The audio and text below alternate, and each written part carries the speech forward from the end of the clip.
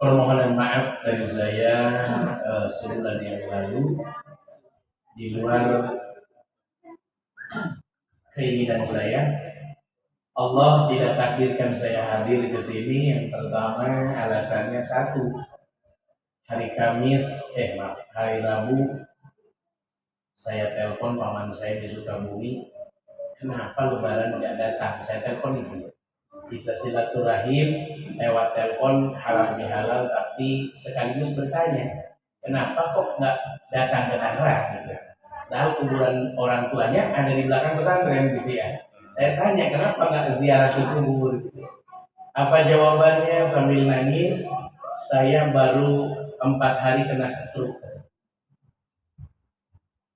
Akhirnya gini, apa yang sudah dibawa? Udah ke dokter, pasti positif saya stroke. Baik, hari ini juga saya berangkat. Kalau hari ini nggak bisa, besok pagi saya berangkat. Saya jemput.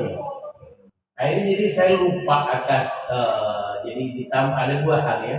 Pertama, saya nggak menyangka kalau malam itu adalah jadwal pengajian. Karena diundang itu pikir bukan malam Jumat besoknya gitu ya. Yang kedua, saya sibuk. Akhirnya dijemput ke Sukabumi, berangkat jam 8 pagi, nyampe Sukabumi jam 2 siang hari Kamis. Dari Sukabumi berangkat ba'da asar, nyampe sini jam 10 malam. Gitu ya. Digotong sama anak saya karena nggak bisa jalan, masukin ke mobil. Nah, nyampe sini Jumat pagi langsung saya telepon teman saya bilang tolongin, saya bilang paman saya ini sakit, tolong selama 4 hari minta tolong diterapi, nggak boleh menerima orang lain, pokoknya 4 hari 1 jam tolong diterapi. Akhirnya alhamdulillah atas izin Allah beliau bisa gitu ya, bisa diterapi di otot punggung. Ternyata begitu dahsyat ya, tidak nyampe 4 kali ternyata, karena di hari ketiga itu totok punggung plus bekal, jadi nggak mungkin bisa ditotok punggung lagi besoknya karena masih sakit bekas bekal. Ternyata di luar dugaan, baru 1 kali totok paman saya bisa jalan. Baru 1 kali totok, senangnya luar biasa, walaupun masih tertatih-tatih gitu ya, masih tertatih-tatih ya, bangsa 5 meter udah bisa jalan, tadinya nggak bisa. Wah, itu di situ semangatnya udah mulai naik. Paman saya ini masih muda, usianya 69 tahun. Akhirnya udah totok yang kedua, semangat karena saya nggak bisa nganter, ada ceramah anak saya nganter, makin baik. Totok yang ketiga, alhamdulillah makin baik plus bekam. Yang ketiga sama nggak bisa nganter saya karena saya ada ceramah. Nah, pas mau totok keempat, kata yang notok nggak usah istirahat dulu karena bisa bekam. Ternyata di luar dugaan saya, udah nggak usah dipegangin, jalan udah lancar, bisa lari gitu. Tapi maksudnya larinya nggak secepat kita. Makin bingung, akhirnya kita cek ke dokter, bawa ke rumah sakit. Ternyata di rumah sakit jawaban cuma satu, ini udah sehat, gitu ya. Ini udah sehat, udah. Jadi seminggu di rumah saya di pesantren, alhamdulillah langsung dibawa pulang lagi ke sana. Setiap hari kirim video lagi olahraga pagi. Lah, kemarin lagi jalan ke kolam renang yang air panas. Indahnya luar biasa. Bahagia. Tidak perlu, tadinya saya bilang sebulan di pesantren. Saya bilang gak usah mikirin apa-apa. Ternyata Allah begitu cepat memberikan kesehatan.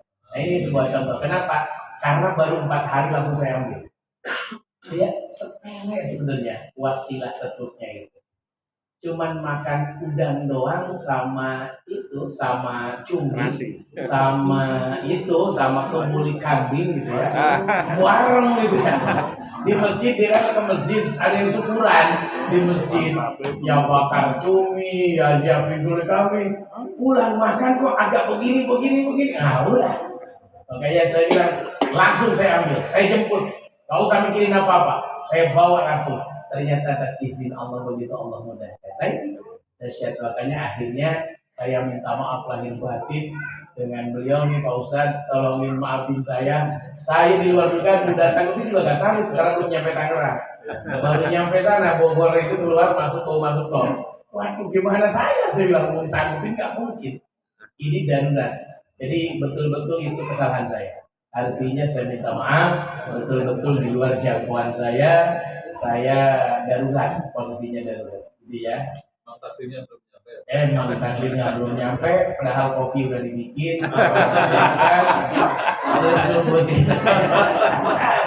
susu beruang buat saya udah dibeli, tapi ternyata takdirnya beda.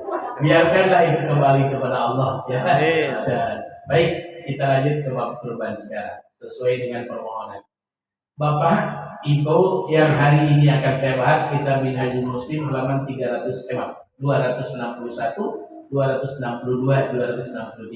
Jadi kalau ditanya kitab apa yang dikaji oleh saya, kok ngajinya seperti itu, adanya di kitab Minhajul Muslim halaman 261, 262, 263. Saya cuma bacain ngertiin dari Arab ke Indonesia lah. Ya, baik. Hadisnya, ayat Qur'annya, pendapat ulamanya saya sampaikan semua. Al-Faslur Rabi' Asyara di bab kitab Minhajul Muslim jatuh di bab ke-14. Fil udhiyah dalam masalah kurban wal aqiqah dan masalah akikah. Baik. Al-Madatul Ula, kajian pertama fil udhiyah, masalah kurban. Kurban itu ta'rifuha, definisinya al-udhiyah hiya syad tudbahu dhuha yaumal 'id qurban ilallah. Definisi kurban itu adalah menyembelih binatang yang dikurbankan, disembelih pada hari raya Id dalam rangka mendekatkan diri kepada Allah. Kita potong kambing mendekatkan diri kepada Allah. Kita potong sapi mendekatkan diri kepada Allah. Kita potong unta mendekatkan diri kepada Allah. Itu adalah kurban. Definisinya seperti itu. Baik, itu definisinya. Hukum kurban. Hukum kurban bagaimana? Al-udhiyatu sunnatun wajibatun ala ahli kulli baitin muslimin qaddaru ahluhu 'alaiha. Hukum nyembelih kurban itu sunnah yang wajib. Bahasa kita mah sunnah muakkad, hampir wajib. Bagi siapa? Ala ahli kulli baitin muslimin, setiap satu rumah orang muslim. Di RT 4 ya? Ya. Itu ada berapa rumah? 140. Jadi besok korban harus ada 140 rumah. Kalau muslim ya, kalau muslim 140-nya. Tapi kalau ada non muslimnya berarti kehalang kayak ambil non muslim. Insya Allah ya. Ya, yang dia beli mengsol ya. Allah Akbar ya. Begitu. Udah terjadi, ada yang sudah terjadi begini, ada di Baitul Izzah, namanya Masjid Baitul Izzah Komplek Arafah di Islamic Village. Itu tiap rumah pasti kurban. Makanya di masjid itu hanya membuang nyawanya doang. Setelah disembelih langsung dikulitin, langsung dikirim ke yayasan mana, ke kampung mana. Tidak ada yang dicacah di situ. Saking banyaknya semua berkurban. Islamic Village namanya masjidnya Baitul Izzah, kompleknya Arafah, komplek perumahan Arafah. Dibuntut ini gimana nih? Oke, baik kali. Halo satu tiga, baik. Begitu ya. Nah jadi gitu. Wajibnya sunnah muakkadnya tiap rumah 1 ekor. Terserah mau 1 ekor sapi boleh, mau 1 ekor kerbau boleh, mau 1 ekor kambing boleh, mau 1 ekor domba boleh, mau 1 ekor ayam jangan. Ayam jangan, bukan boleh, jangan ya, nggak termasuk. Tuh ya. Baik, tuh 1 rumah 1 ekor. qadara ahluhu 'alaiha, yang mampu berkurban. Pak Ustaz, saya punya hutang 3,5 juta, tapi punya uang 3,5 juta. Mendingan bayar hutang, mendingan kurban. Ya jelas mendingan bayar hutang lah. Masa kurban hutang dibiarkan? Jelas bayar hutang dulu, itu aja. Bayar gitu. Tapi jangan banyak alasan, pura-pura nggak mampu. Kurban nggak baru, boro-boro buat kurban, buat nambahin motor PCX aja masih itu bahaya gitu. Ingat, orang yang mampu berkurban satu rumah harus satu.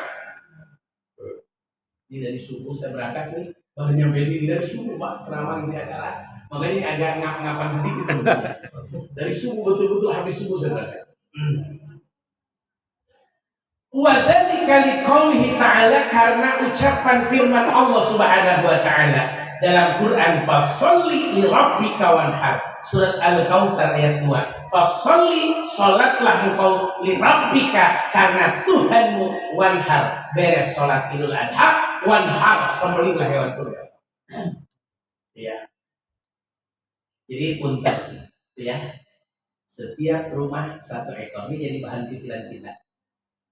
Sekali lagi, butuh keyakinan dalam hati saya ini mampu. Karena aslinya kalau kita berpikir, sayang 3,5 juta dipakai beli kambing, mendingan pakai ini, pakai ini, pakai ini. Tapi orang yang udah biasa berkorban, sayang kalau tahun ini saya nggak korban. Kenapa? Nikmatnya korban itu tidak bisa dibayar. Karena maaf, uangnya kita gunakan buat mendekat diri kepada Allah dengan kurban, membeli hewan, tapi hakikatnya sedang memancing rezeki yang baru. Itu kalau orang tahu kurban. Nanti dibahas dahsyat bawah. Dalam hadis baginda Nabi, man kana dzabaha qabla salat falyu'id. Man soponi wong kana yang terbukti dzabaha nyembelih iki wong qabla salat, sebelum salat id, falyu'id, maka ulang lagi nyembelihnya. Kita udah ada kambing di musala ulil amri, mau sholat id, waduh kambing sayang, kita sembelih aja duluan buat makan habis sholat id.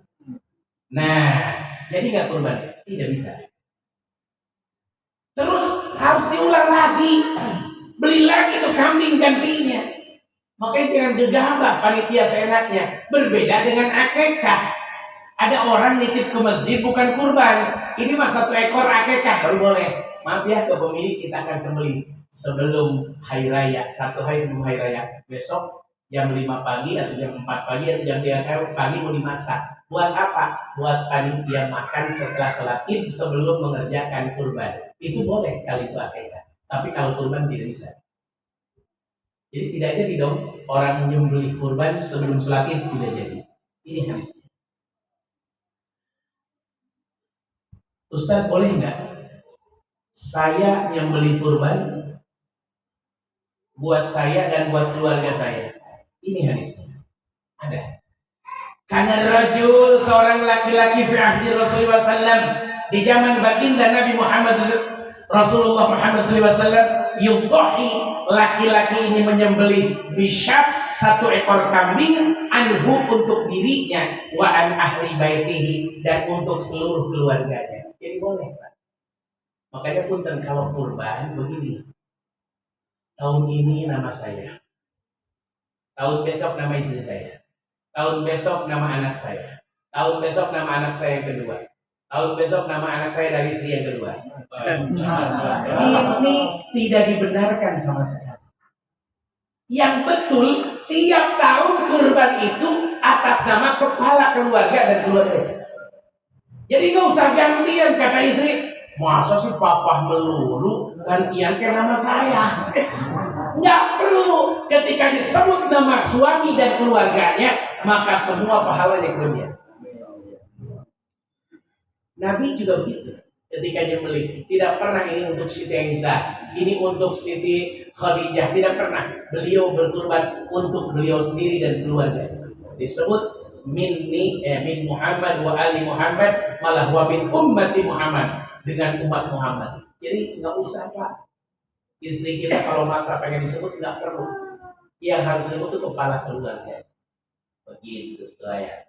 Baik, itu satu. Jadi hukumnya adalah sunnah wajibah, sunnah yang wajib, sunnah muakkad bahasa kita mah, sunnah yang hampir mendekati kewajiban. Jadi sayang sekali kalau kita nggak korban. Keutamaannya, fadluha, keutamaannya kurban yashhadu lima li sunnatil udhiyah. Bisa disaksikan atas apa disunahkannya berkurban min fadlil azim, ada keutamaan yang begitu dahsyat, keuntungan yang begitu luar biasa. Mana? Ini dia hadis Nabi Muhammad SAW. Kata baginda Nabi, ma'ambil labnu Adam, tidak ada amalan anak Adam yauman nahri, pada hari raya, amalan ahabu, amal perilaku yang paling dicintai ilallah, menurut Allah, min iraqatid dam, kecuali mengalirkan darah kurban. Tidak ada amal manusia selepas Idul Adha kecuali mengalirkan darah kurban. Tidak ada amalan yang lain yang paling dicintai oleh Allah. Jadi usahakanlah nyembelih, ya. Nyembelih, usahakan nyembelih. Dan kalau nyembelih itu jangan nyuruh orang. Kita yang korban, kita yang nyembelih korban kita. Itu yang dicontohkan oleh Nabi Muhammad Sallallahu Alaihi Wasallam. Iya, Ustaz, tapi saya gemetaran gimana? Nah, itulah yang ceritanya. Itulah yang ceritanya. Panggil, jangan jagal yang dipanggil, Ustaz yang dipanggil. Ustaz, Ustaz yang ngerti hukum fikih, cara menyembelih dan biasa menyembelih. Karena sah dan tidaknya kurban pas lagi disembelih. Halal dan tidaknya kurban pas lagi disembelih. Haram jadi bangkai, nyembelihnya salah, jadi haram. Ya, makanya ada orang tiba-tiba nyembelih, yang niat siapa, yang nyembelih siapa. Apa jadi yang sholat duhurnya si A, yang niatnya orang di sono, bisa nggak? Makanya punten, yang nyembelih adalah yang niat adalah yang nyembelih. Ya, luruskan. Jangan tukang jagal yang nggak ngerti fikih, asal mati aja selalu buntung lehernya. Jangan, ada urut-urutannya nanti kita di depan. Apa yang harus putus? Seperti apa cara menyembelih? Semua ada caranya. Gitu. Sampai-sampai jadi satu keutamaannya, keutamaan kurban, amalan yang paling dicintai oleh Allah yaitu kurban. Udah, gak ada lagi setelah sholat Idul Adha. Yang kedua, keutamaannya, wa innaha la ta'ti yaumal qiyamah. Kata baginda Nabi, itu kurban akan datang pada hari kiamat, bikuruniha, tanduknya, wa adlafiha, telapak kakinya, wa ash'ariha, rambutnya, bulunya, akan jadi saksi di hadapan Allah pada hari kiamat. Tanduknya nggak dimakan sama kita, telapak kakinya nggak dimakan, bulunya tidak dimakan, tapi akan jadi saksi di hadapan Allah pada hari kiamat. Wa inadam la yaqumu min Allah azza wa jalla bi makanin qabla an yaqu'a al-ard fatibu bihan nafsan. Sebelum darah itu jatuh ke tanah, keutamaannya dari kurban, Allah sudah meridhoi kita, Allah sudah memberikan rahmat kepada kita. Jadi rugi sekali orang kalau tidak kurban, rugi sekali. Jual tuh motor Beat ya buat beli kambing gitu ya. Jangan pelit-pelit amat gitu. Allah. Tuh. Oleh karena itu kata Nabi, fatibu biha nafsan. Kalau nyembelih kurban, kalau nyembelih binatang, fatibu biha nafsan, maka baguskanlah dalam melepas nyawanya. Jangan kasar, jangan menyakiti. Caranya satu kali lewat mati. Caranya pisaunya yang tajam, naruh pisaunya yang tepat. Gak boleh sembarangan. Kambing 1 jengkal dari atas. Maaf, 1 jengkal, 4 jari dari atas. Iya. Begitu. Unta dari bawah, bukan dari atas. Unta dari bawah segininya. Iya. Jadi jangan sampai merasakan golok ini lewat, tahu-tahu udah mati aja udah gitu aja. Gitu. fatibu biha nafsan. Makanya butuh keahlian, butuh ilmu fikih yang baik, butuh ilmunya yang cukup, niatnya yang benar, tekniknya yang benar, pisaunya yang tajam. Nggak boleh pakai pisau dapur. Ada standarnya, gitu ya. Ada standarnya, gitu ya. Bapak beli pisaunya khusus buat nyembelih sapi, kambing goloknya khusus buat kambing. Jadi kalau saya datangnya beli kurban itu bawa 5 golok. Yang ini yang kecil-kecil ini nggak boleh dipakai kecuali untuk nyembelih sapi. Nah yang gede-gede ini buat nyembelih kambing, yang segede gini untuk nyembelih sapi, nggak boleh diganggu. Orang pinjam pun nggak akan saya kasih, gitu ya. Pelit amat Pak Ustadz buat matahin tulangnya nggak bisa, hancur golok saya, gitu ya. Sekali ngasah biaya ngasahnya 250.000 satu golok. Atau kalau saya kasih, aduh masya Allah, kenapa Pak Ustadz mahal amat? Karena biar itu sapi tidak merasakan sakit, makanya sudah selesai. Nggak pernah lama yang beli sapi. Ini bukan hebat yang nyembelih, bukan. Tapi memang pisaunya bagus, yang nyembelihnya hebat. Iya. Jangan pernah macam-macam dengan penyembelihan. Karena yang kita lepas adalah nyawa. Nabi nyuruh fatibu biha nafsan. Baguskan dalam penyembelihan. Sempurnakan, rapikan. Tidak boleh nempel, ngangkat. Tempelkan, haram jadi bangkai. Allah saya. Makanya punten saya sering perhatikan jagal, tempelkan, langsung tusuk sama dia pakai ini. Udah jelas masih ngapa ditusuk sama dia. Itu sapi masih koser-koseran dikulitin aja haram hukumnya. Jadi bangkai, biarkan sampai badannya dingin baru kulitin. Gak bergerak, perutnya dingin boleh dikulitin. Kalau belum dingin jangan. Karena napasnya masih proses keluar. Di kita ini adalah macam-macam berani benar. Iya, subhanallah. Kambing masih koset-kosetan langsung ditebas aja ke kepalanya udah. Potong kepalanya kamu kumpulin ke karung nih khusus buat ketua DKM. Allah. Kepala kambing, kepala sapi, sapinya belum yakin mati, belum dingin, kambingnya belum dingin, jangan diapa-apain. Tinggalkan oleh kita semua, tolong awasin takut ada yang nempelin pisau ke tubuh. Bahaya. Ilmu mahal. Jangan gegabah. Kurban itu berat. Tapi ada yang paling berat. Siapa? Panitia kurban. Ingat kalimatnya ya. Kurban itu berat. Yang paling berat panitia kurban.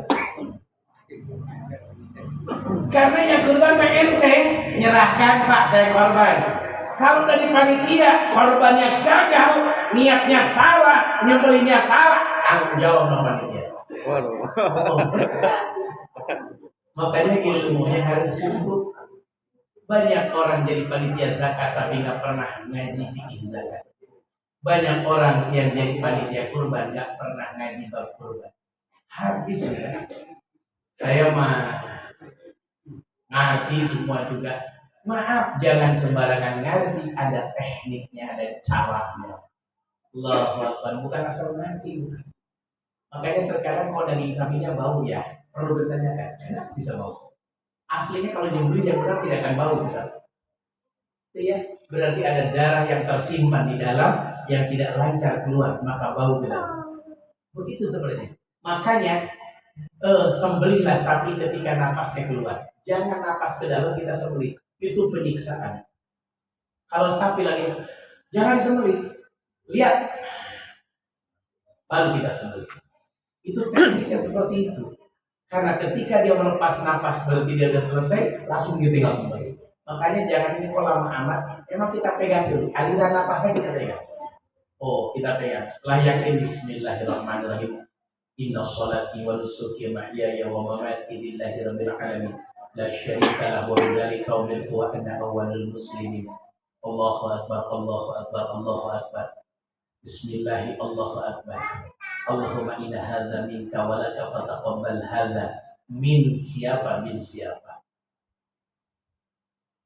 kama qabalta min khalilika Ibrahim qurbanan lillahi ta'ala. Bismillah, Allahu akbar. Selesai.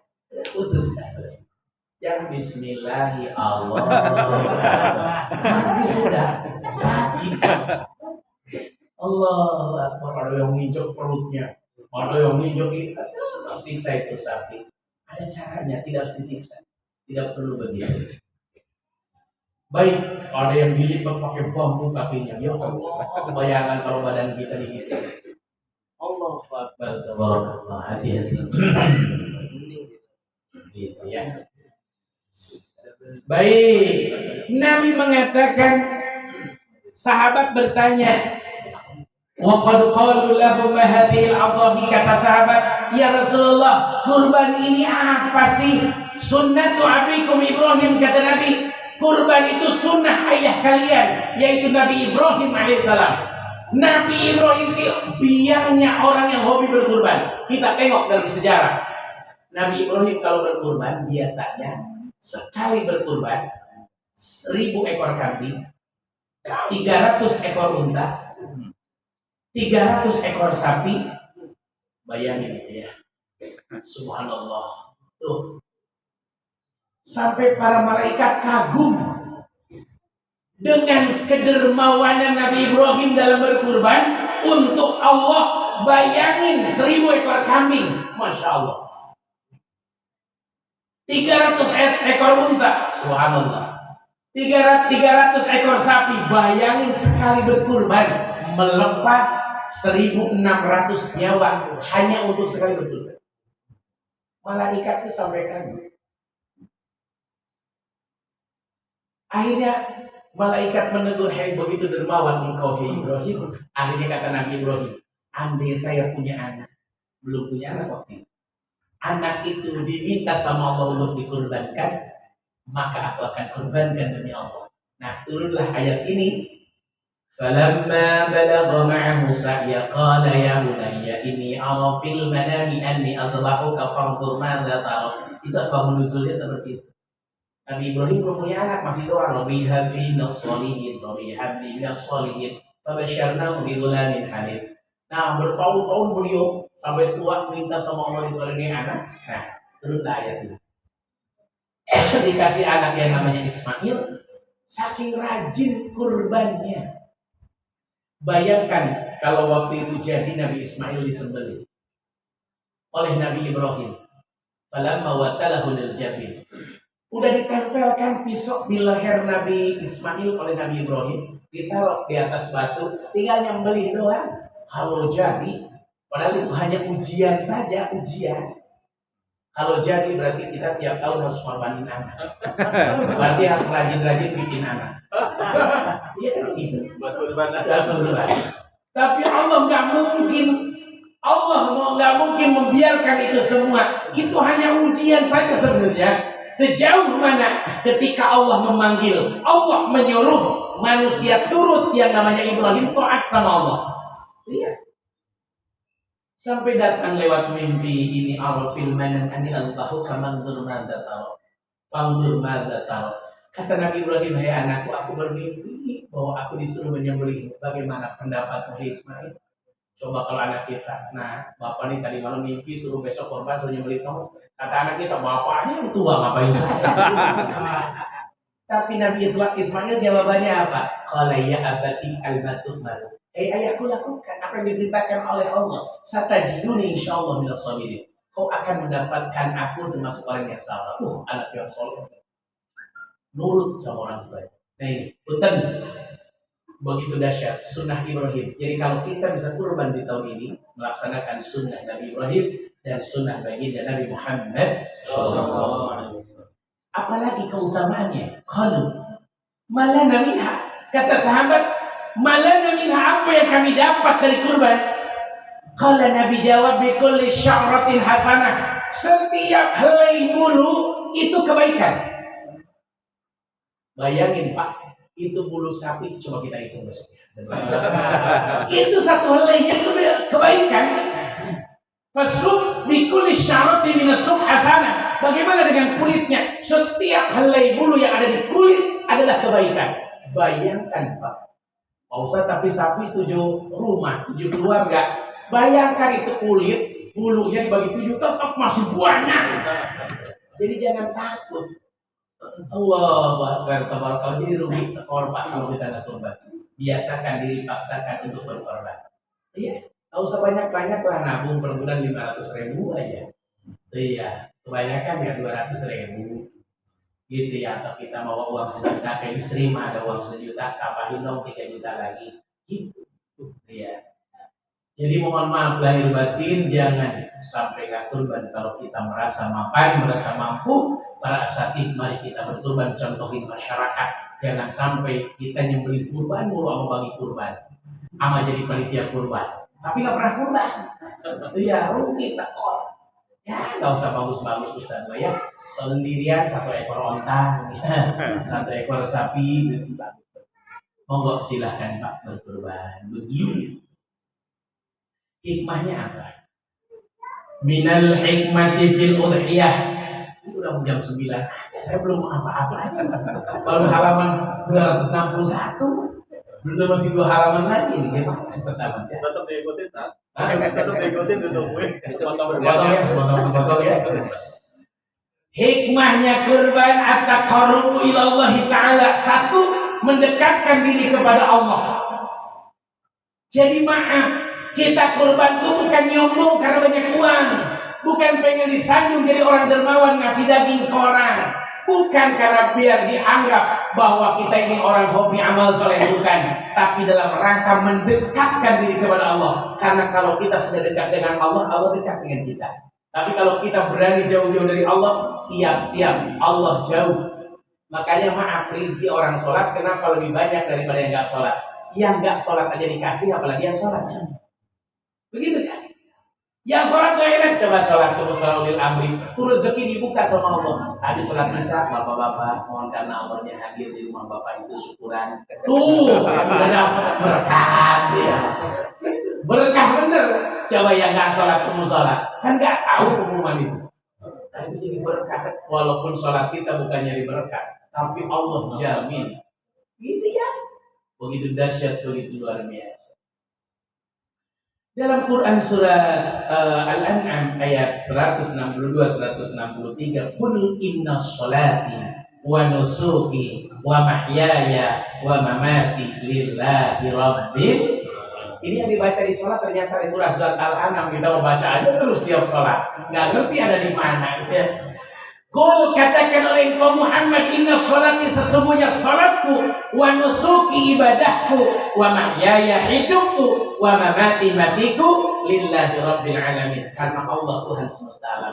Jadi niatkan ketika kita kurban hanya karena Allah, dalam rangka mendekatkan diri kepada Allah Subhanahu wa ta'ala. Wa nusukuna wa dhabhu taqarruban ila Allah. Makna nusuki dalam surat Al-An'am ayat 162 ditafsirkan oleh para ulama, guna wa dhabhu, yaitu menyembelih taqarruban dalam rangka mendekatkan diri kepada Allah Subhanahu wa ta'ala.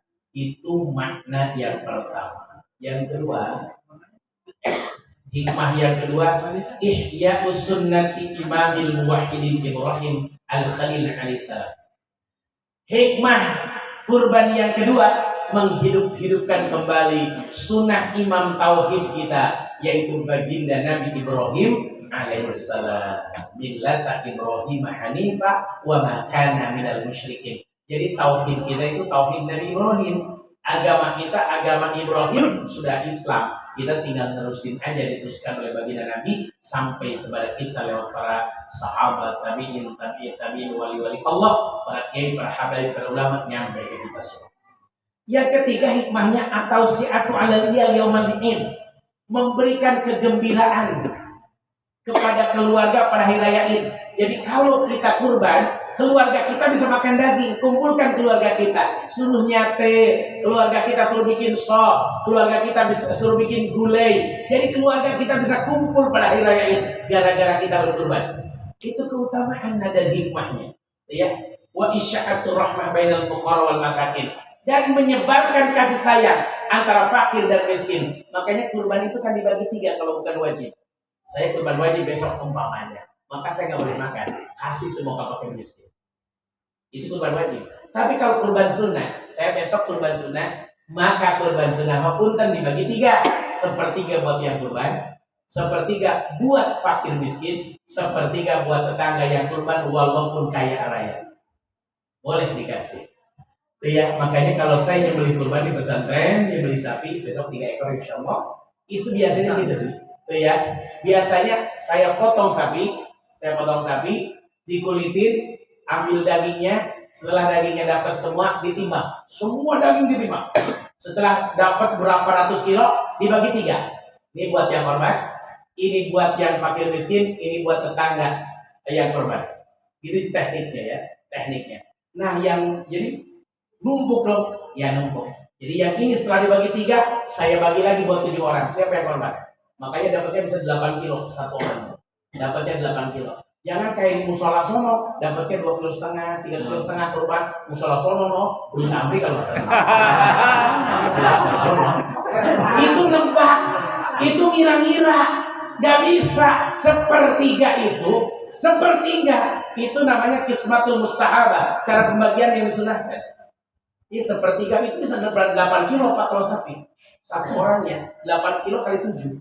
Boleh dicek Pak, tergantung beratnya sapi ini. Jadi jangan dikasih 2 kilo, itu ditebak Pak. Kenapa dia boleh dapat banyak? Lebih dari setengah aja boleh kok. Kenapa dia boleh? Karena dia akan ngasih ke keluarganya. Yang korban ini pengen ngasih ke keluarganya. Kalau dikasih 2 kilo ya habis dia. Makanya orang korban itu makan dan simpan. Yang boleh nyimpan kan gitu. Makan simpan. Kalau nggak habis disimpan namanya korban. Contoh 3 kilo nggak habis, 6 kilo nggak habis, boleh disimpan buat keluarga yang belum datang. Bentar mau diantar sambil ke sana. Silakan, gak ada masalah sama sekali. Iya, jadi punten ya, punten. Tekniknya begitu. Timbang dulu Pak seluruh daging dari sapi dan nggak boleh kecampur. Sapi satu dengan sapi yang kedua nggak boleh kecampur Pak. Ingat saya titip. Sapi ini atas nama Muhyiddin, sapi ini atas nama Ustaz Suranto. Jangan kecampur Pak. Karena niatnya belinya beda, uangnya beda, bayarnya beda, harganya beda. Gak boleh kecampur. Ini dikelola oleh RT ini, oleh gang ini, yang ini oleh gang ini, jangan kecampur. Nanti timbangnya juga beda. Ini berani-berani daging dicampur semua. Terus yang dikasih ke orang daging siapa? Saya tanya daging siapa? Ini daging orang kecampur. Gak boleh Pak. Jadi banyak di masjid-masjid yang salah, yang saya perhatikan. Pertama, ya udah sepakat ya panitia, yang korban dikasih 2,5 kilo ya. Itu dari mana itu sepakat? Yang kedua, yang pokoknya gini Pak, bapak-bapak, yang sapi duluan kita sembelih lalu daging udah selesai. Nah itu buat yang korban semua tuh, semua sapi. Berarti daging orang dikasih. Jangan kerja Pak. Kalau saya hati-hati betul dalam itu.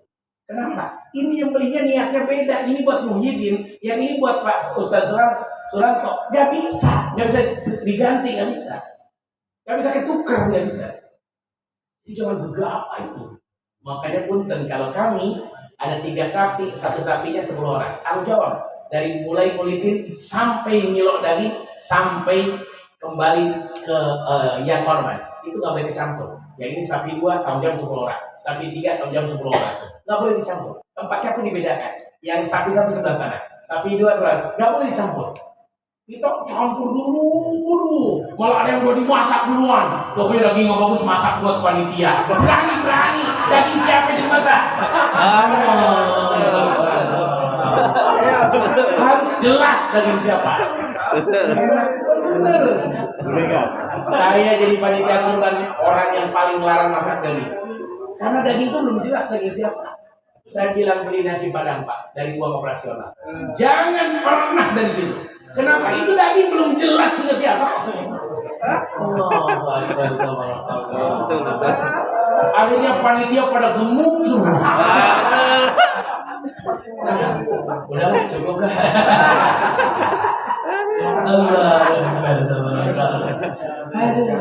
Allah. Gitu ya. Panjang nih gajiannya. Sampai sini ada yang ditanyakan nih, panjang nih gajian jadinya. Ada yang ditanyakan, maka kalau ada yang ditanyakan. Jadi saya titip benar-benar nggak main-main. Jangan kecampur. Kalau sapi itu untuk 7 orang, 7 keluarga tunda. 7 keluarga, tolong sapi ini ditandai betul. Kambing ini jangan ketukar ditandai betul. Kambing siapa? Jangan sampai kepisah kemana-mana dagingnya. pahanya dapat paha belakang contoh. Ya pahanya itu harus ditimbang. Bakal di tempat saya nggak begitu. Kambing itu kita kulitin semua, ambil dulu dagingnya semua, baru ditimbang. Daging seluruh kambing ini berapa? Di kilo dibagi 3, sepertiganya plastikin. Makanya bingung ya korbani saya. Saya bingung Pak Ustaz, selama korban gak pernah saya dapat 8 kilo katanya. Gak pernah. Saya bilang saya gak mau ngerangi Bu. Ini di kitab Minhajul Muslim halaman 263 jelas Kismatuha al-Mustahabah. Diajarkan cara pembagian yang disunahkan. Saya gak berani ngambil dari lain-lain. Saya bilang silakan, itu jatah ibu. Terserah ibu mau dikasih ke siapa boleh, mau dikembaliin ke kita untuk fakir miskin boleh, atau mau dikasih ke panitia juga boleh. Tapi maaf, itu bagian ibu, silakan. Dan jangan berani-berani panitia jual kulit kurban, haram. Saya sebutkan haram. Panitia sama yang korban itu nggak boleh jual kulit kurban, nggak boleh. Tidak akan jadi kurbannya, bukan kata saya, Nabi. Man ba'a jilda udhiyati faludhiyatalah. Ada di 3 kitab. Larangan menjual kulit kurban. Ada 3 kitab. Kita mau hadis ada. Di kitab yang terkenal di kitab karangan Sulaiman Ar-Rasyid, kitab fikih Islam itu ada. Satu lagi kitab Minhajul Muslim di sini ada. Maaf, baru 3 kitab yang kita kaji. Tidak boleh Pak jual kulit kurban. Siapa yang kata Nabi yang berani jual kulit kurbannya, maka tidak ada kurban yang diterima sama Allah. Karena tidak boleh bagian dari kepala sampai ujung kaki dijual, diperjualbelikan. Tidak boleh hukumnya. Tapi maaf, makan, sodakohkan dan bagikan kepada fakir miskin. Jadi kulitnya kasih ke fakir miskin Pak. Ternyata fakir miskin jual, itu udah hak dia. Boleh. Yang nggak boleh itu panitia sama yang korban. 2 golongan doang yang nggak boleh. Yang miskin dia jual nggak apa-apa, walaupun kulitnya dia dapat dagingnya dia jual nggak masalah. Itu udah hak dia. Yang nggak boleh itu kita. Apalagi dilarang Pak, ini kepala sapi ada yang mau Pak, 400.000 Pak, ada yang mau. Aduh, jangan pernah pengen Pak duit kayak begitu, jangan. Cari yang halal saja. Udah capek kita babak belur, udah darah capek, lemes, nanggung jawab di akhirat. Kurban saya mana kok nggak ada, dulu dijual apa kakinya. Waduh, subhanallah. Jangan berani-berani, saya nggak berani Pak. Walaupun ada ustaz yang membolehkan menjual, saya tidak berani. Karena larangannya dari Nabi langsung. Saya nggak berani. Serem. Jangan ada yang dijual sedikit pun. Ya, jadi kita mah panitia hanya keamanan. Panitia itu kepanjangan tangan dari yang kurban. Nggak boleh berani. Boleh buka pendapat siapapun sama. Tidak boleh berani jual panitia. Jangan berani. Nggak jadi kurban orang. Terus bagaimana? Kumpulkan itu kulit di karung. Kumpulkan miskin di RT 04 ada berapa ya? Kumpulkan. Pak. Kami panitia manggil bapak-bapak. Pak, ini ada kulit kurban, ada 16. Silahkan Pak, diatur sama bapak. Mau dibagiin boleh, mau dijual baru duitnya dibagiin ya terserah. Tapi maaf, kami tidak bisa ikut transaksi karena kami dilarang. Kami serahkan saja. Begitu. Tuh ya. Terus kita makan dari mana? Makannya ada uang operasional. Pakai itu. Yang korban itu punten ya, panitia korban itu monggo, mau dikasih upah 100.000 dari uang operasional silahkan, 200.000 silahkan. Tapi kalau dari daging nggak bisa. Iya, jangan ngarepin upah dari jadi panitia. Bapak dapat berapa kantong? 1 kantong. Memang bapak berapa? 8 dong, kan saya panitia. Setruk bentar lagi juga. Jangan Pak. Saya itu tukang nyembelih kambing, nyembelih sapi Pak di masjid tempat saya. Bisa sampai 16-17 ekor sapi. Kambingnya bisa sampai 30-an. Saya nggak pernah minta apa-apa. Sama dengan tetangga saya yang bukan panitia. 1 kantong plastik kecil itu hak saya. Saya nggak minta lebih. Apalagi minta kepala. Masya Allah. Jangan sampai kepala saya ditukar di akhirat. Ribet dulu saya. Saya nggak mau, nggak pengen Pak. Buat apa? Buat apa Pak? Sedikit itu yang berkah Pak. Prinsip kurban cuma 1 Pak. Semakin banyak yang makan itu lebih baik daripada makan banyak. Ingat kalimatnya. Semakin banyak yang makan itu lebih baik daripada makan banyak. Saya kan ustaz, saya juga terus DKM ya. Cocoklah buat 2 ember makan. Itu yang bahaya. Dikit-dikit ngumpetin. Minum aku gelas tersebut. Kosongin, lalu lagi motongin, masukin sini. Panggil anak yang ini. Itu nyolong namanya. Jangan berani-berani. Allahu Akbar. Punya siapa yang diambil? Jangan berani-berani. Maaf, jadi panitia bukan nyari daging, tapi nyari pahala dengan membantu. Itu prinsip yang saya sampaikan. Mohon maaf, jangan sembarangan Pak. Sayang sekali. Sayang. Dari mulai nyembeli sampai pembagian harus sesuai yang dicontohkan. Panduannya ada di kitab Minhajul Muslim 261, 262, 263. Sampai sini ada yang bertanyakan, itu maaf ya, ini kok cepat amat waktu udah 1 jam saya bicara. Iya, mau nggak kalau ada yang bertanyakan? Aduh, Baik, sebelumnya monggo ini dinikmati dulu hidangan yang sudah disediakan. Dari Pak Ustadz juga mau minum dulu. Silakan. Sambil menikmati hidangan yang sudah disediakan, barangkali ada yang mau ditanyakan. Saya yakin banyak yang mau tanya kayaknya. Dari awal itu semangat, nggak ada yang ngatur ya. Nggak ada yang ngatur kan? Ada teman. Mohon, siapa yang mau bertanya Pak Ustadz? Nah, Ustaz. Assalamualaikum warahmatullahi wabarakatuh. Waalaikumsalam warahmatullahi wabarakatuh. Saya Bapak Saiful menanyakan sesuai masalah tadi, yaitu mengenai kulit Pak. Bahwasanya ada bagi kurban itu kulit itu untuk dikelola, katakan untuk produk di musola, tapi udah atas hibah dari si kurban tersebut bagaimana Pak hukumnya? Terima kasih. Assalamualaikum warahmatullahi wabarakatuh. Warahmatullahi wabarakatuh. Yang pertama, bolehkah kulit kurban dikelola oleh musola setelah dihibahkan? Jelas boleh. Dijadiin beduk boleh, dijadiin kaligrafi boleh, karena perintahnya memang dimanfaatkan. Maaf, ini hadisnya. Wakulu, maaf dari awal ya. An Sa'idin qala Rasul sallallahu alaihi wasallam. Dari Abi Sa'id Al-Khudri baginda Rasul Muhammad sallallahu alaihi wasallam berkata, "La tattabi'u luhumal hadiyah." Janganlah kalian menjual daging kurban. Wal adhahi wa kulu, tapi makanlah kalian. Wa tasaddaqu, dan sedekahlah kalian. Wastamta'u bi juludiha, dan silakan manfaatkan kulitnya. Wala tatabi'uha, jangan dijual itu kulit. Kalimatnya langsung kalimat wala tatabi'uha, jangan dijual. Redaksi lain Pak, nanti buka kitab Mu'talul Hadis halaman 142. Man ba'a jilda udhiyatihi fala udhiyatalah. Siapa yang jual kulit kurbannya maka tidak ada kurban yang diterima. Bapak lihat juga tentang haram menjual daging dan kulit kurban di Fikih Islam halaman 479. Kalangan Sulaiman Ar-Rasyid. Itu silakan Pak. Artinya kalau dimanfaatkan boleh Pak. Dipakai sejadah di sawah itu boleh Pak. Kalau bapak saya mau di sawah dan dipakai belut kalau bapak saya di kampung, itu ya nggak dijual. Jadi yang dilarang dijual Pak. Atau maaf dikerok aja, dibikin kerupuk, dibagi boleh. Itu boleh. Yang nggak boleh itu dijual. Kalimahnya ya nggak boleh dijual. Artinya selain bukan dijual itu nggak masalah. Saya seragam musola Ulil Amri pakai rompinya dari kulit kambing, nggak ada masalah gitu ya, nggak ada masalah. Tapi mohon maaf sekali lagi kalau diperjualbelikan itu yang dilarang, karena saya nggak berani bantahnya. Itu ada hadis Nabi langsung, saya nggak beraninya itu. Jadi saya nggak bisa melintir ke sana-sana karena Nabi udah melarang posisinya, laknya udah lanahi, tidak bisa lagi kita menapik itu semua. Itu harus dijalankan saja. Jangan Pak, jangan dijual, tapi manfaatkan, monggo manfaatkan. Atau mungkin kita mau bikin grup rebana gitu ya, rebananya kulitnya pakai itu alat marawis pakai, ya silakan, nggak ada masalah.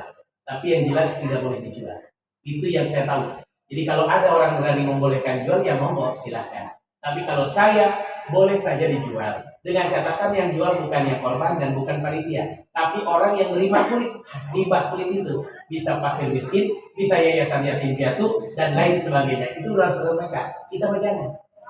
Panitia mah jangan. Yang korban jangan. Jangan ya. Jadi tidak boleh sepotong bagian manapun ada yang dijual. Mau daging, mau kulit, mau bulu, tidak boleh. Semuanya sedekahkan. Ya, apalagi kalau korban nazar. Hukum korbannya wajib, makan juga nggak boleh kita dari korban kita. Tapi boleh dari korban orang. Korban kita jangan. Gitu. Ada lagi yang didiskusikan, maka silakan. Alhamdulillah. Alhamdulillah aja. Allahu Akbar. Baik, silakan. Assalamualaikum warahmatullahi wabarakatuh. Salam. Salam. Soal pembagian hewan kurban ya, Baik. kan bagi tiga. Ya. Sebagian buat yang kurban, sebagian buat yang tetangga kanan kiri, sebagian buat yang fakir miskin. Dan saya itu kalau sepertiganya buat fakir miskin, misalkan nggak cukup bagaimana? Baik. Sepertiga buat fakir miskin ternyata miskin semua RT 4. Nggak cukup. Diambil dari tetangga yang kurban. Kalau ngambil dari yang kurban, minta izin. Kalau di tetangga yang kurban nggak apa-apa. Tapi kalau dari yang kurban minta izin ke yang kurban, boleh nggak? Pak dapatnya hasil 6 kilo. Tapi karena yang miskinnya di sini maaf, RT-nya miskin, RW-nya miskin, jadi mohon maaf lahir batin Pak, izin ya. Kita hanya ngasih ke Bapak 1 kilo, yang 5 kilo kami bagikan. Nah itu harus izin. Tapi punten, kalau yang hak tetangga kasih nggak apa-apa. Hak tetangga kasih campur dengan miskin nggak masalah sama sekali. Itu ya. Sampai-sampai Pak punten. Saya nyembelih Pak. Saya nyembelih kata Pak tolong sembelihin korban saya. Saya nyembelih Pak. Set beres nyembelih, Pak Ustaz punten kulitnya. Sama kepalanya sama kakinya itu Pak buat Pak Ustaz. Itu haram Pak. Pak, itu saya nggak bisa ngomong mubah atau makruh. Haram, kagak boleh, tidak boleh dijadikan upah pun tidak boleh. Terus upahnya yang mana dari itu? Dari uang operasional Pak. Kasihlah Ustaz itu sekali nyembelih nggak usah gede-gede 5 juta aja. Kayaknya pengen kurban melulu itu tiap minggu. Jadi punten, jangan pernah mau ngasih upah Ustaz yang nyembelih dari bagian tubuh, itu tidak boleh. Adanya di kitab Minhajul Muslim halaman 263. Ujratu jaziriha min ghairiha. Itu definisinya begitu. Upah yang menyembelih itu bukan dari bagian tubuh yang dikorbankan. Layuqtal jazir, tidak boleh memberikan upah kepada penyembelih ujrata amalihi dan udhiyah. Upah pekerjaannya dari binatang yang dikorbankan tidak boleh. Iya, pokoknya kalau dulu kan begitu. Pokoknya kepalanya buat yang nyembelih, kulitnya buat yang nyembelih, pahanya buat yang nyembelih, udah aja mau pulang sama yang nyembelih. Maaf, itu tidak dibenarkan sama sekali. Itu di kampung begitu Pak. Kalau di kampung tuh yang nyembelih itu dapat segalanya. Enak bener kan? Tidak dibenarkan. Jangan jadi rakus, jadi ustadz yang rakus. Jangan jadilah ustadz yang tidak pernah mengharapkan apa-apa kecuali amplop. Isinya. Jadi punten, kalau operasional gak masalah Pak. Kan sapi 700.000 karena tambahan 100.000 buat operasional. Ternyata 1 ekor sapinya maaf Pak Ustadz hanya kuatnya 200.000 karena sisanya buat makan, buat beli plastik. Enggak apa-apa. 200.000 1 ekor kasih ke yang beli. Oh ada 20 ekor berarti ada 4 juta lumayan. Iya, silakan. Begitu Pak. Jadi jangan diambil dari bagian itu, jangan. Termasuk maaf yang ngulitin. Udah kulitnya buat yang ngulitin nggak bisa Pak. Yang ngulitin diupahin pakai uang operasional. Kulitnya jangan dikasih ke dia jadi upah. Nah, kecuali dijadikan sodakoh. Kebetulan yang nyembelihnya miskin benar, ini miskin, udah anggap fakir miskin, udah haknya bapak yang korban boleh nggak dikasih ke fakir miskin? Siapa? Kebetulan fakir miskin yang nyembelih bukan upah ini mah. Sebagai hak miskin ya terserah kalau diizinkan namanya korban. Tapi kalau dijadikan upah, karena upah itu beda, pasti ada niatan upah, gitu ya. Mohon maaf lahir batin, jangan dijadikan upah. Itu kagak boleh. Kasusnya sama Pak. Ada pertanyaan. Betulkah kalau beli hewan kurban jangan ditawar? Itu betul sekali Pak. Kalau beli hewan kurban jangan pernah ditawar. Betul itu kata tukang kambing.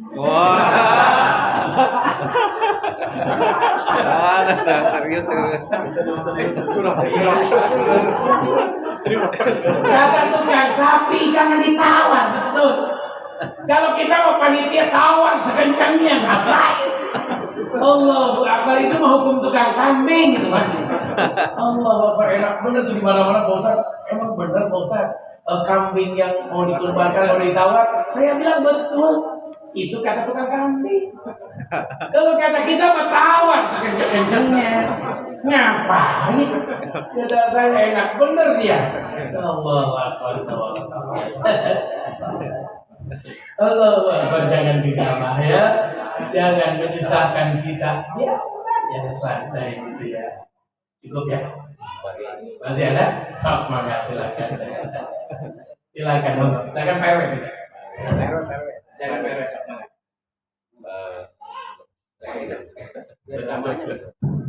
Assalamualaikum warahmatullahi wabarakatuh. Ini Pak Kiai, jadi untuk masalah pembagian tadi yang disampaikan oleh Pak Selamat tadi, jadi pembagian yang korban ya Pak Kiai. Kalau di kita rata-rata mulai pertama saya datang di Taman Walet sampai sekarang ini sudah musyawarah, jadi panitia dan yang korban dikumpulkan untuk pembagian si korban, yang korban itu sudah disepakati. Pertimbangannya tadi, jadi kalau seandainya yang tadi Pak Kiai sampaikan dibagi tiga, tentunya yang tadi tidak cukup, tidak merata seperti itu. Tetapi ini sudah kesepakatan panitia dan sudah ridho lah ya, sudah musyawarah sama yang korban. Bagaimana kalau seandainya untuk bapak-bapak yang korban ini dapat 5 plastik atau 5 kilo seperti itu, semuanya menyatakan oh ikhlas, rela seperti itu. Itu bagaimana Pak Kiai yang masalah pembagian yang korban tadi? Terima kasih. Assalamualaikum warahmatullahi wabarakatuh. Assalamualaikum. Ya baik. Di halaman 263 Ismatu hal mustahabah, cara pembagian yang disunahkan. Yustahabu disunahkan antuk sama udhiyah salasan. Kurban itu dibagi tiga, yakulu ahlul bait sulusan. Keluarga yang kurban bisa makan sepertiga. Wa yatasaddaquna bisulus, sedekahkan sepertiga. Wa yahduna li asdiqaihim sulusul akhar, disedekahkan bagi kerabatnya sepertiga yang lain. Dasar hukumnya hadis Nabi kullu wa dakhiru wa tasaddaqu wa yajuju ayat tasaddaqu biha kulluha. Boleh aja semuanya disedekahkan. Enggak ada masalah sebenarnya. Kalau yang korban setuju, ya udah saya mau korban enggak akan ngambil sedikit juga, saya sedekahkan silakan. Jadi enggak ada masalah. Cuman yang penting begini, Pak. Yakinkah dia setuju? Satu dulu ya, harus yakin dulu. Ada dua yang harus disampaikan ke yang kurban. Pertama, tentang penyembelihan. Setujukah diwakilkan sama si A yang nyembelih? Si A disebutkan namanya, yang nyembelih si A Pak. Setuju nggak Bapak mewakilkan ke dia? Gitu ya. Kenapa? Karena ada akal, harusnya kan yang menyembelih yang korban. Harusnya dia tahu siapa yang nyembelih binatang saya, ini harus tahu. Kenapa saya mengatakan harus tahu? Karena dia bisa mengukur, nih orang ini pantas gak menyembelih atau tidak. Yang kedua, disampaikan oleh kita. Yang kedua, cara pembagian. Pak, Bapak dapat sepertiga, tapi karena di Musolul ambil cuma 1 ekor sapinya, itu pun ekornya doang. Nah, jadi mohon maaf Pak, nggak kebagian, cuma Bapak doang ini yang korban. Bagaimana Pak kalau Bapak cuma dapat sekian? Kalau dia setuju nggak masalah, sangat nggak ada masalah sama sekali. Tapi mohon maaf, lahir batin, saya memotivasi. Selama masih bisa dijalankan sesuai dengan kismatul mustahabah, lakukan kismatul mustahabah. Pembagian yang disunahkan. Tapi kalau umpamanya kasusnya berbeda, ya tidak sanggup untuk memenuhi, lalu yang korban ikhlas hidup, ya monggo. Ya silakan, tidak ada masalah sama sekali. Tapi sekali lagi jangan dikira-kira. Harusnya dibagi dulu Pak, bagi 3 dulu. Setelah dibagi 3 kan beda Pak. Sekian sapi ini dengan sapi sana itu beda beratnya. Kambing ini dengan kambing sana itu beda beratnya. Asli sebenarnya dibagi 3 dulu. Yang ketiga, kita harus yakin Pak. Kenapa bisa nggak cukup? Apakah saking sedikitnya yang korban atau saking banyaknya panitia bawa pulang? Nah itu juga, harus harus dicek dulu gitu ya. Itu ya. Di antara dua itu. Saya cuma mengajak begini Pak. Ketika kita jadi panitia kurban, ketitipan kurban, bunuh rasa rakus yang ada di tubuh kita. Karena terkadang ketika jadi panitia itu rakus di hati itu datang dibisikin sama setan. Disitulah kita udah dapat daging, diantar ke rumah, panitia juga dapat. Akhirnya apa? Anak kita empat-empatnya diturunin. Jadi empat-empatnya anak kita dapat. Terus kakinya dapat, kepalanya dapat. Udah aja buat dia semua. Saya mengajak, mari tanamkan di hati kita. Makin banyak yang makan itu lebih baik daripada kita makan banyak. Itu prinsip. Jangan biasakan hawa nafsu kita untuk mengambil banyak-banyak. Ya, jangan dibiasakan. Saya mau ngambil 3 karung, 4 karung juga bisa, Pak. Orang di pesantren yang beli sendiri, tinggal saya atur aja. Tapi kan saya nggak mau begitu. Saya hanya ngambil yang bisa saya nikmatin. Ngapain yang tidak bisa saya nikmatin jadi penyakit saya ambil? Rugi, Pak. Kita makan sedikit saja. Itu ya, sedikit saja. Jadi sekali lagi Pak RW, monggo saja. Selama yang korban ikhlas. Tapi kalau tidak ikhlas, jangan. Itu ya. Karena kenapa? Yang korban juga pengen ngasih keluarganya. Bisa yang di kampung, bisa yang di sana, gitu ya. Malah kayak ada namanya Bu Yunuroy dengan Pak Dawam, dia korban di pesantren. Ustaz, tolong, dia tinggalnya di Modern di perumahan elit. Ustaz, jangan kayak tahun kemarin, saya kecewa dengan Pak Ustaz. Emang kenapa? Ngapain kurban saya diantar ke sana? Kurban saya itu bagikan di fakir miskin dekat pesantren Pak Ustaz. Nggak usah balikin ke saya, walaupun itu hak saya. Bagikan aja semua. Saya bukan tidak butuh Pak Ustaz, cuma lebih baik mereka berhak daripada saya. Saya mah cuma melepas kewajiban saya sebagai orang mampu berkorban untuk berkorban saya dengan suami. Nah itu boleh silakan. Tuh ya. Yang nggak boleh itu begini, titip ke musalul amri, Pak Ustaz. Pak Ustaz, saya nitip kambing di 1 ekor, tapi tolong ya, paha 4-4-nya antar ke rumah. Antar ke rumah. Ya. Itu menumpang motong namanya, bukan mau hadiah. Ya. Jadi silakan disepakati dengan dengan pengurban selama tidak mencukupi. Tapi sekali lagi, kalimat tidak mencukupi itu cari alasan. Sebenarnya kalau ukuran perumahan pasti cukup. Ya, karena saya motivasi sekarang. Jangan tidak berkorban, Pak. Sayang, demi Allah, sayang. Kalau saya sih begitu prinsip saya. Sayang kalau tidak berkorban. Walaupun cuma 1 ekor kambing yang 2,5 juta, mangga. Saya pernah saking susahnya tuh waktu itu, saya korban di hari terakhir tasyrik. Karena apa? Nunggu kambing yang mau pulang, mau tutup, saya tungguin harganya berapa terakhir. Saking saya pengen korban, duit saya kurang. Akhirnya alhamdulillah dapat tuh 1,5 juta. Saya bisa korban tapi di hari terakhir. Sekali lagi, karena saking pengen korban, duit saya nggak cukup. Jadi pada prinsipnya begitu, Pak. Tuh ya, saya ngajak, Pak. Ayo berkorban. Kan ada 3 hari, Pak. 4 hari dengan hari raya.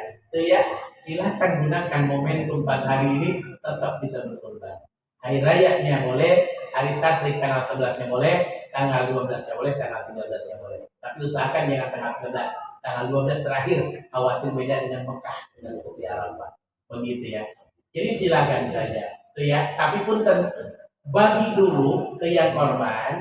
Nah, hak fakir miskin mau dicampur nggak masalah. Tapi yang korban jangan sampai tercampur antara kambing dengan kambing nggak boleh tercampur. Ya, syukur-syukur kalau tiap sapi, tiap kambing itu dibedakan. Syukur-syukur begitu. Tapi kalau yang korban tidak boleh ketukar, karena niatnya beda, kambingnya beda, harganya beda, itu tidak bisa. Bobotnya beda. Saya titip jangan ketukar. Tandain betul ini kambing siapa. Jangan sampai ketukar dengan kambing sana. Di kita itu biasa dapat paha belakang doang 1, tapi ingat itu kurang Pak, paha belakang itu nggak nyampe. Itu nggak nyampe 1/3 Pak. Paha belakang itu nggak nyampe, boleh ditimbang. Besok karena saya udah coba. Jadi kalau di kami tidak ada paha belakang, semua daging dilepas dari tulang, baru ditimbang seluruh daging, baru dibagi 3. Daging murni. Kalau saya begitu, tulang mah tambahan. Daging murni, tuh ya. Karena yang korban itu nggak ngarepin tulang. Yang miskin aja nggak ngarepin ya, apalagi yang kurban gitu ya. Nah masalah tulang mah gampang itu mah enteng. Tapi kalau di kami tetap ditimbang tulangnya. Maaf kalau di kami tulangnya pun ditimbang, nanti dibagi lagi. Kalau di kami betul-betul memang pengen sekali menjalankan ajaran di kitab ini dengan baik, gitu ya. Betul sekali pengen menjalankannya, ya bukan main-main. Sampai panitia itu yang kerja, saya baru kali ini Pak Ustadz dapat cara yang seperti ini. Saya bilang karena di masjid itu asal-asalan semua. Coba kalau buka kitabnya, mau pinjam juga boleh, silakan. Yang penting bisa bacanya. Nggak ada masalah. Ternyata mau pinjam kitab saya nggak apa-apa Pak. Ini silakan saya pinjamkan. Nggak ada masalah. Itu ya, takut disangka saya. Gitu ya. Silakan, nggak ada masalah. Itu ya. Begitu. Ada lagi yang mau didiskusikan? Insya Allah Pak RW nggak apa-apa kalau yang korban setuju. Ada lagi? Kalau yang dimakan buat panitia itu misalkan sebelumnya itu udah ada akan dulu, jadi nanti maaf ini yang korban ini untuk sapi ini nanti akan diambil sekian kilo misalkan buat masak. Baik. Ya. Baik. Tapi akan dulu. Sekali lagi, kalau guru kita Ustadz Abdul Somad melarang keras. Kalau guru kita Ustadz Abdul Somad itu melarang keras melakukan itu. Karena kita sudah maaf mengkhianati yatim fakir miskin yang lebih berhak makan daging.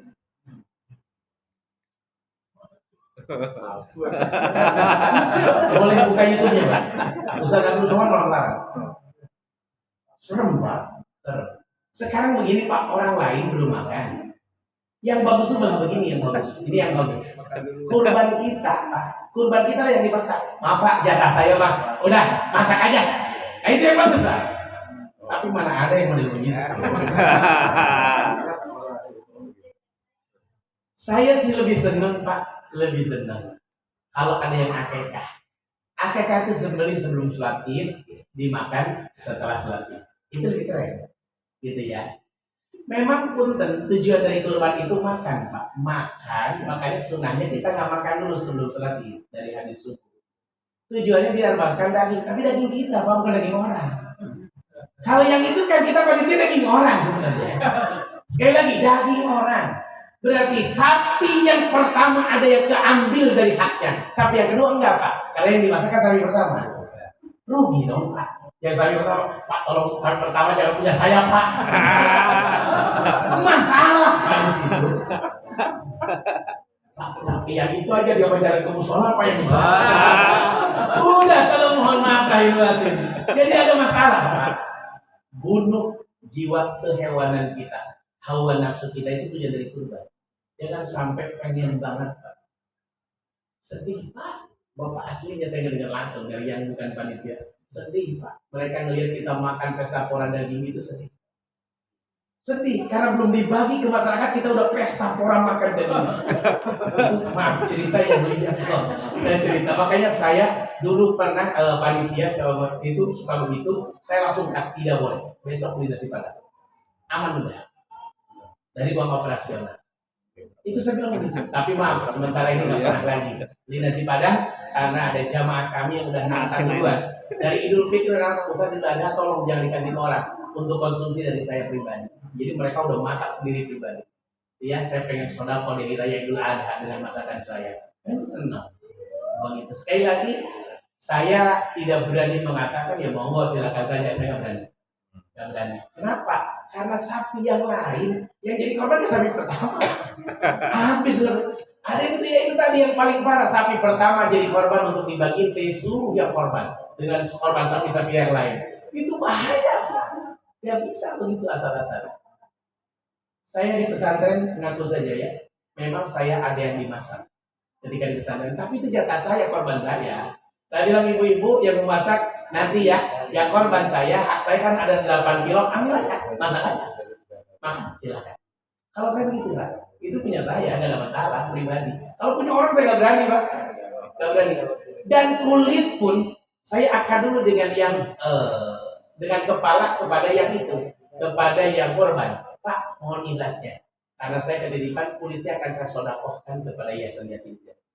Itu ya. Mohon ikhlasnya. Nah, terserah yayasan yatim piatu kemana yang terserah.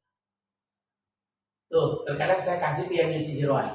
Mohon ikhlas ya, tapi akan dulu. Itu hak yang korban. Saya kasih ke yang nyuci jeroan sebagai hadiah karena upahnya udah saya kasih uang. Tapi itu mah hadiah. Kan nyuci jeroan tuh paling gede upahnya Pak. Kan paling bau ya. Nah ya, paling gede upahnya. Saya kasih, silakan. Setelah dicuci saya nggak ambil. Silakan Pak bawa pulang bagi ke saudara Bapak, tetangga Bapak. Kita nggak ambil. Nggak disatuin dengan daging. Nggak boleh Pak, daging sapi, daging kambing disatuin. Apalagi jeroan disatuin, nggak boleh. karena akan cepat basi daging yang lain, cepat bau daging yang lain. Udara pembagian juga begitu Pak. Ada 3 plastik. Plastik putih buat daging sapi, plastik warna merah biasanya buat daging kambing, plastik yang hitam itu buat jeruan.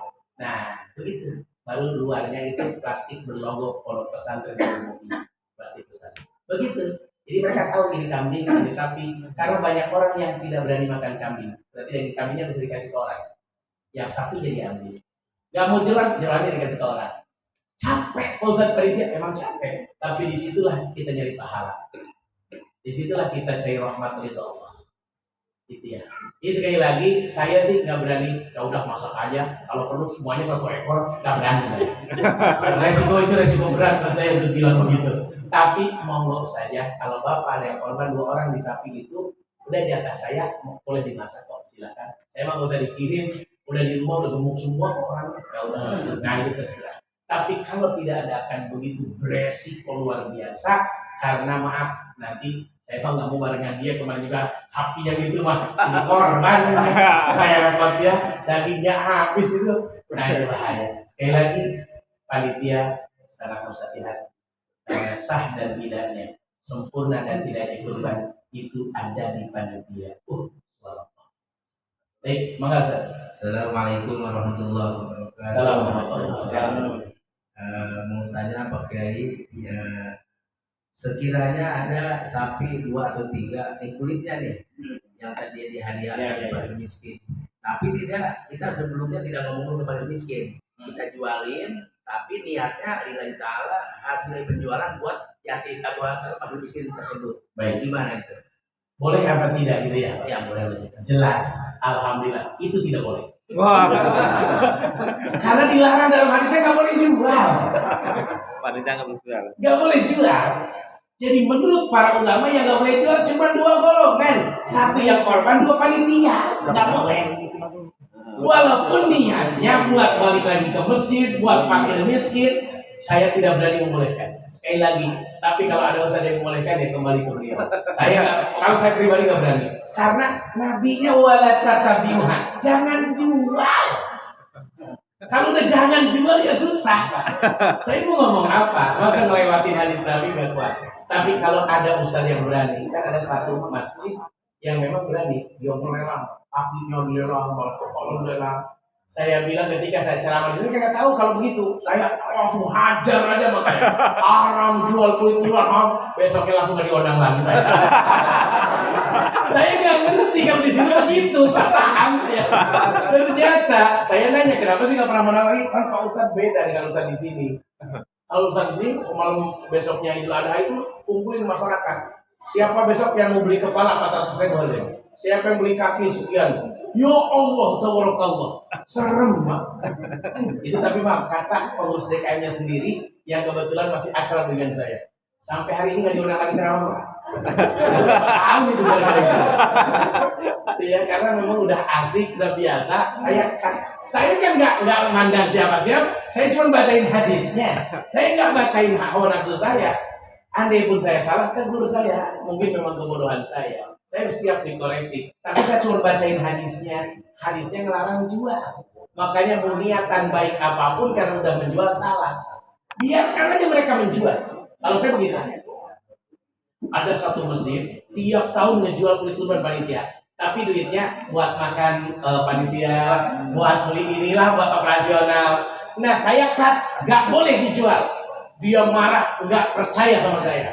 Akhirnya ada khatib Idul Adha, kan itu sebelum Idul Adha kejadiannya. Ya, khatib Idul Adha datang ke situ, seorang kiai diundang untuk khatib Idul Adha. Nanya ke khatib itu, Pak Kiai maaf, ada ustaz di sini ngomong. Katanya yang ustaz suka ngasih ngaji, katanya kulit kurban gak boleh dijual. Dia mana pakai? Emang bener kata kiainya. Baru dari situ, udah langsung saya diundang lagi. Saya dia. Jadi mohon maaf lahir batin, punten. Sekali lagi saya hanya bacain semua yang tadi saya bacain. Bukan saya ngarang sendiri. Kalau ngarang sendiri saya nggak berani Pak. Hukum agama nggak bisa dikarang. Hukum agama hanya tinggal dibaca, amalkan, jalankan. Sami'na wa ata'na. Gak bisa ngarang-ngarang. Ada orang yang berani berpendapat itu memang ahli fikih, yang ahli fatwa. Kita bukan ahli fatwa, ahli baca dan nyampaikan doa. Jadi gak bisa Pak. Kita berfatwa itu boleh, gak berani saya. Tapi kalau ada ustaz yang membolehkan, monggo silakan. Tanggung jawabnya masing-masing. Saya gak berani ustaznya. Gitu ya. Pokoknya kulitnya, kepalanya, bagian jual semua dah. Terserah. Tapi kalau saya gak berani, kulitnya aja jangan dijual. Karena Nabi melarang wala tattabi'uha. Jangan dijual. Kalau jangan itu bagaimana ya? Jangan.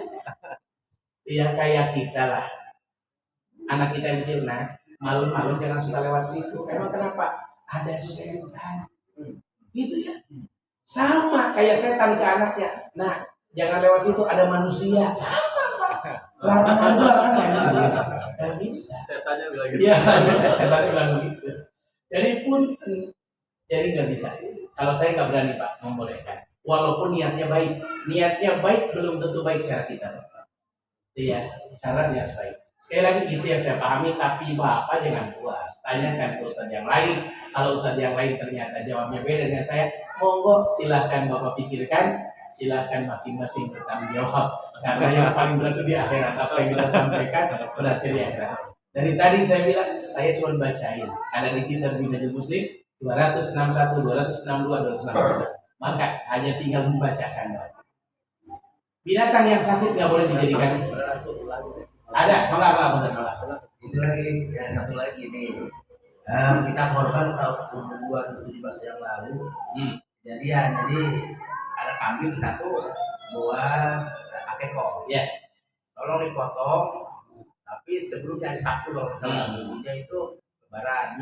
Itu hari Sabtu dipotong buat makan panitia. Itu yang buat apa? Yang akeko. Yang apa? Potongan buat enggak. Itu boleh nggak itu buat panitia itu yang dipakai panitia? Akekah itu buat siapa aja boleh, termasuk buat panitia. Malah itu yang bagus. Makanya ditawarkan sekalian, tapi tandain ya akekah yang mana. Kenapa takut ketukar masalahnya?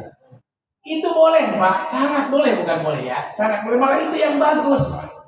Jadi sholat Idul Adha nggak usah pulang, langsung makan daging akekah, habis itu langsung nyembelih. Itu malah bebas kalau itu. Kurban ini Pak, karena belum jelas punya siapa. Daging itu kan belum diukur, belum ditimbang dan akan merugikan orang lain. Dan yang lebih parah saya temukan, daging yang bagus yang diambil buat dimasak panitia. Itu lebih parah. Yang bagus-bagus ini pilih. Iya, itu lebih parah lagi Pak. Allahu Akbar. Kalau akekah malah bebas Pak. Kalau saya malah maaf, kalau akekah gak ada urusan Pak dengan itu. Karena maaf tidak ada hubungan. Tapi walaupun maaf kalau bisa tetap izin ke yang akekah tetap. Tapi tanpa izin pun sebenarnya masih boleh kalau itu gak ada masalah sama sekali. Karena tujuan akekah untuk makan bersama sebenarnya. Tapi kalau kurban pun agak beresiko sedikit, gitu ya. Kalau kita ambil buat masak, ya. Itu yang saya tahu sekali lagi. Itu yang saya tahu. Baik, kita tutup dengan doa pada malam.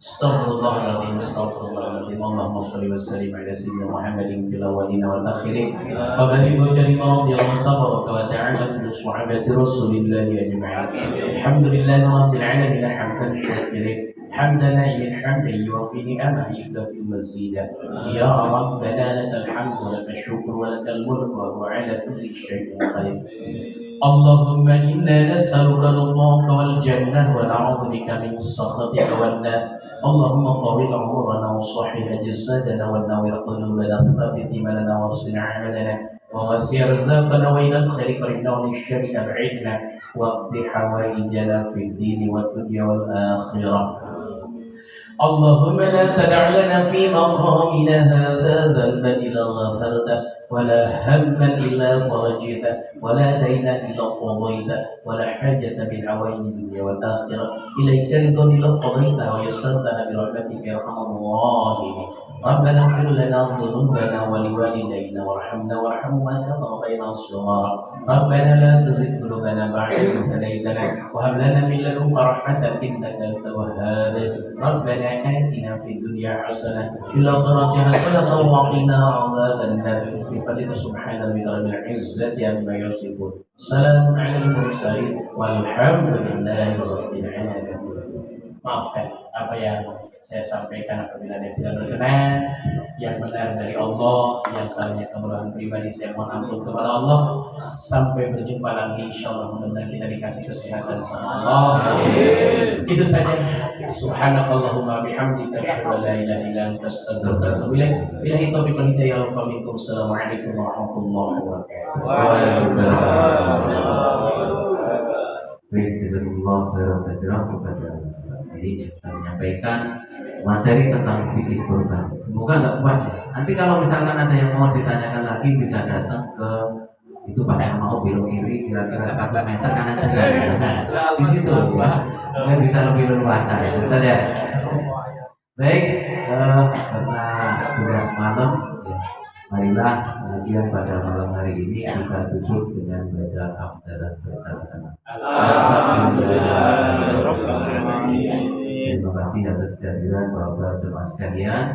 Dan dari saya apabila ada kata-kata ataupun yang kurang berkenan di hati, sebaiknya yang kurang memuaskan mungkin mohon didoakan pintu maaf yang seluas-luasnya. Saya datang, wabillahi taufiq wal hidayah. Assalamualaikum warahmatullahi wabarakatuh. Waalaikumsalam warahmatullahi wabarakatuh. Rabbuna ala nuril mubin Ahmada Mustafa Sayyidil Mursalin wa ala alihi wa sahbihi ajma'in. Sallallahu Rabbuna ala nuril mubin Ahmada ya Mustafa Sayyidil Mursalin wa ala alihi wa sahbihi ajma'in. Sallallahu Rabbuna ala nuril mubin Ahmada ya Mustafa Sayyidil Mursalin wa ala alihi wa sahbihi ajma'in. Sallallahu Rabbuna ala nuril mubin Ahmada ya Mustafa Sayyidil Mursalin wa ala alihi wa sahbihi ajma'in. Allahumma salli wa sallim wa barik alaihi.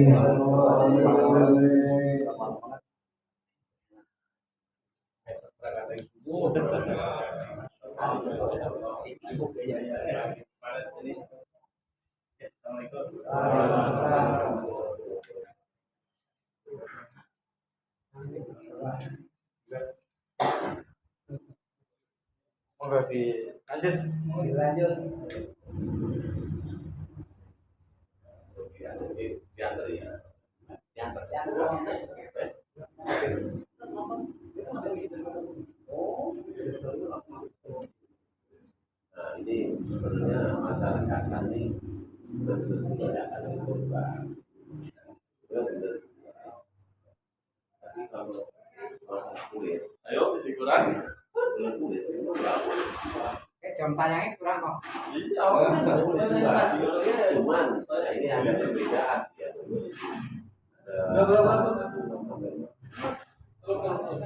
Mungkin tadi dia punya, tapi kan tadi dia menggunakan hati dia, tidak boleh dijual. Itu cuma karakter. Tapi